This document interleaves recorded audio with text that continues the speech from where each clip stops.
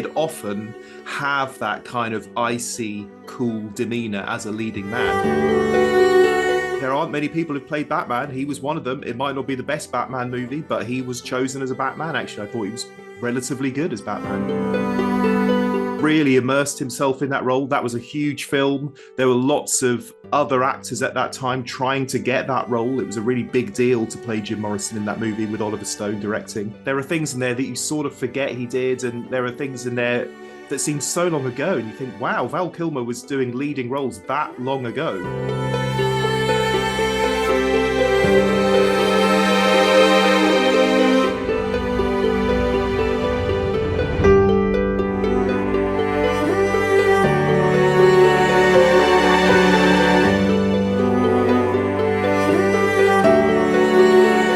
I'll remember about Val Kilmer on screen is just how cool he was. I mean, it's no surprise that one of his most famous roles was Iceman in Top Gun, because he did often have that kind of icy, cool demeanor as a leading man. Actually, I think some of his smaller roles, almost cameo roles in films, were possibly more interesting than his leading roles.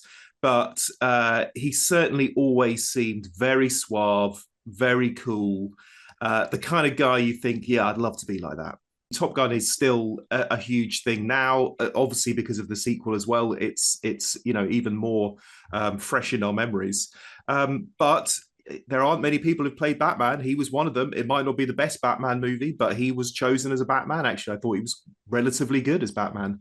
And as a leading man in lots of things in that era, in the 90s and into the noughties. But I actually think you look at something like Tombstone, the Western, where he played Doc Holliday, drunk. Brilliant, a big performance from him, even in True Romance, where he was Elvis. Tiny role, but a bigger, larger than life kind of hammy performance. And so, yes, he was cool, ice cool in a lot of movies. But I actually think sometimes it was those kind of wackier, more eccentric roles where we really saw how talented he was. The lengths he went to play Jim Morrison. I mean, he must have been devastated when it wasn't kind of rewarded with awards, because that's normally the kind of thing you get an Oscar for. But he really immersed himself in that role. That was a huge film. There were lots of other actors at that time trying to get that role. It was a really big deal to play Jim Morrison in that movie with Oliver Stone directing.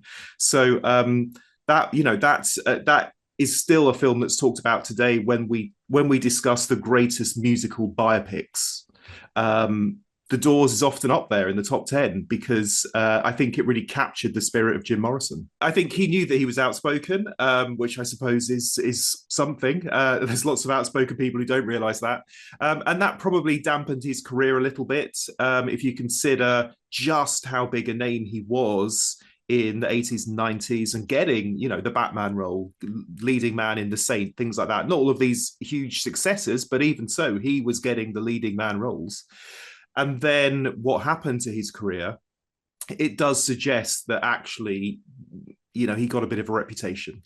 And certainly a director like John Frankenheimer, who directed him in The Island of Dr. Moreau with Marlon Brando. I mean, that's quite a handful to have Brando and Val Kilmer in the same movie. He said, I'm never working with Val Kilmer again. So I think when you have high-profile directors kind of making those statements, unfortunately, that's gonna affect your career. So certainly the talent was there and the charisma was there. But yes, there were lots of stories about him being quite a tough character to work with. On a day like today, when we look back on his career and look back on the roles he did, there are things in there that you sort of forget he did, and there are things in there that seem so long ago, and you think, wow, Val Kilmer was doing leading roles that long ago. Because I grew up with him in things like True Romance and Heat, which was in the 90s, mid-90s, but he'd been going 10, 12 years prior to that as a leading man already. So he'd certainly been around a lot. And I think the fact that probably the most high-profile thing we'd seen him in recently was in Top Gun Maverick, where he came back as Iceman.